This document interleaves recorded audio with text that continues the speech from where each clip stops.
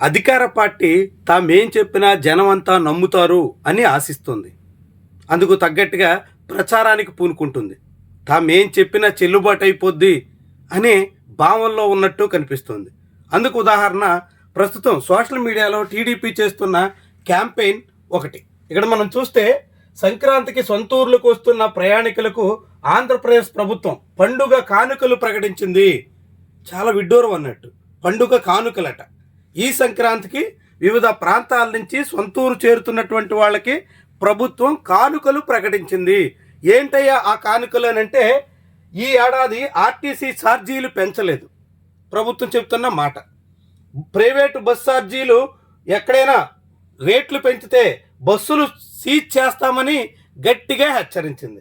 చాలా విడ్డూరం, విస్మయకరం. ఇప్పటికే చాలామంది సొంత ఊళ్ళకు చేరుకుని ఉంటారు, ఇంకా సొంత ఊళ్ళకు చేరుకునే ప్రయత్నంలో కూడా ఉంటారు. అలాంటి వాళ్ళందరికీ ప్రస్తుతం ట్రాన్స్పోర్ట్ ఎంత గగనంగా మారిందో, ప్రయాణం ఎంత పెద్ద గండంగా తయారయ్యిందో ఇట్టే అర్థమవుతోంది. ఇక్కడ మనం తెలుగుదేశం పార్టీ వేసుకున్నటువంటి పోస్టర్ చూస్తే, సంక్రాంతి ప్రయాణికులారా పండగ చేసుకోండి. ఆహా, ఎంత పెద్ద పండగ! నిజంగానే చంద్రబాబు హయాంలో పండగ మామూలుగా సంక్రాంతి 3 రోజులైతే ఇప్పుడు నెల 30 రోజులు పండగ అన్నట్టు మారిందేమో. వీళ్ళు చేసిన ప్రచారం, వీళ్ళ పోస్టర్, ఈ తీరు చూస్తే మనకు అట్లానే అనిపిస్తుంది. ఆర్టీసీ ఛార్జీలు పెంచలేదు, ప్రైవేట్ బస్సు ఆపరేటర్లు కూడా పెంచకూడదు, అధిక ఛార్జీలు వసూలు చేస్తే బస్సులు సీజ్ అవుతాయి. ఇది ప్రచారం. చివరికి ఈ టీడీపీ చేస్తున్న ప్రచారాన్ని జనం ఎవ్వరూ నమ్మే అవకాశం కూడా లేదు. ఆఖరికి టీడీపీ క్యాంపులో ఉన్నటువంటి వాళ్ళు కూడా, తెలుగుదేశం పార్టీ హార్డ్ కోర్ కార్యకర్తలు కూడా ఇలాంటి ప్రచారాన్ని ఎక్కడా విశ్వసించే అవకాశం లేదు.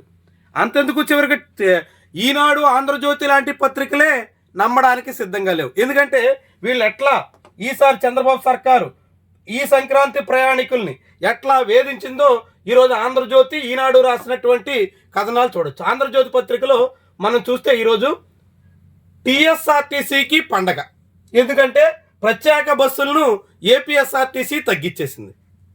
తెలుగుదేశం పార్టీ ఏమంటుంది?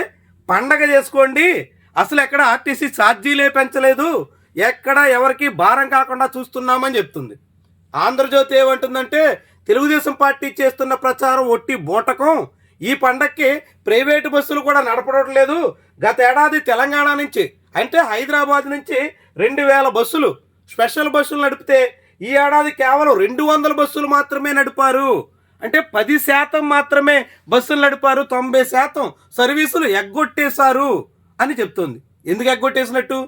ప్రైవేటు టూర్స్ అండ్ ట్రావెల్స్ వాళ్ళు ఎంత రేటుకైనా అమ్ముకోండి, ఆర్టీసీ మీకు అడ్డు రాదు, మీరు ఇష్టం వచ్చినట్టుగా ప్రయాణికులు దోచుకోండి అని జనాల్ని, ప్రయాణికుల్ని, సామాన్య ప్రజల్ని, హైదరాబాద్ నుంచి సంక్రాంతి పేరుతో ఊరికి రావాలనుకున్నటువంటి వాళ్ళని వేధించే ప్రయత్నం చేసింది.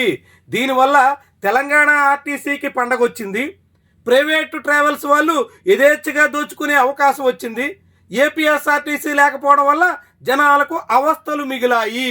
ఇది ఆంధ్రజ్యోతి రాసింది. అంటే తెలుగుదేశం పార్టీ చేస్తున్న ప్రచారాన్ని ఆంధ్రజ్యోతి కూడా నమ్మలేదు.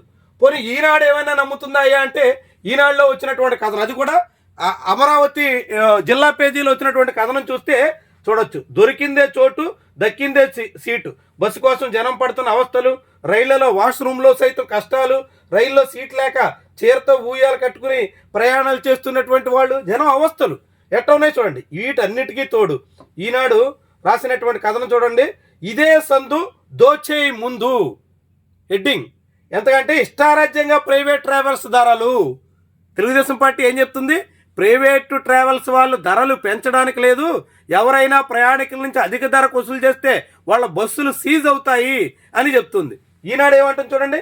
ఆన్లైన్లో ప్రైవేట్ ట్రావెల్స్ టికెట్ ధరలు ఎంత ఉన్నాయంటే, హైదరాబాద్ నుంచి విజయవాడకి 2190 రూపాయలు ఉంది.